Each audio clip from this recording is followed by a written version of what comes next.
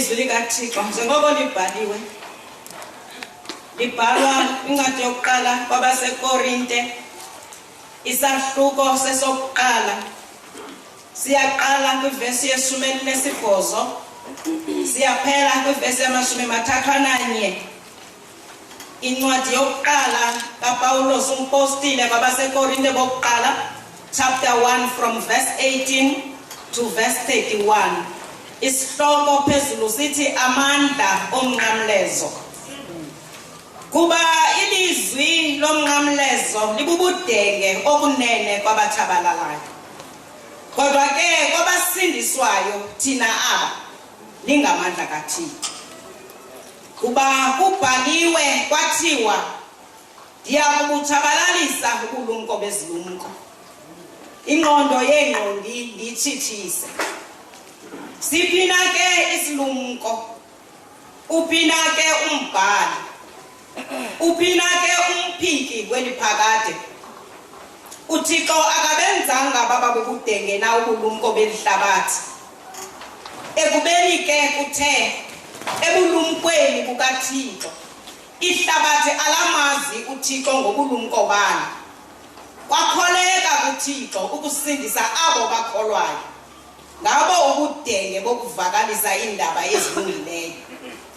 Ekubeni ke amayuda ecela umqondiso, amaGrike efuna ubulumko, thina okwethu sivakalisa uKristu ebethelelwe emnqamlezweni. Isikhubekiso ke eso kumayuda, ubudenge kumaGrike.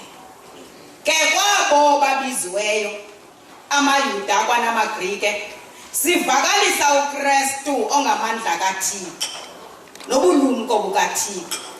Ngokuba into kaThixo ebubudenge ilumkile kunabantu, nento kaThixo engenamandla yomelele kunabantu. Kuba luboneni ubizo lwenu bazalwana, ukuba azizininzi izilumko ngokwenyama, ababaninzi abanamandla, akamaninzi amanene. uThixo usuke wanyula izinto ezibubudenge zehlabathi ukuze azidanise izilumko nezinto ezingenamandla zehlabathi. Suke uThixo wazinyula ukuze azidanise izinto ezomeleleyo nezinto zehlabathi ezingenabuntu nezingento yanto.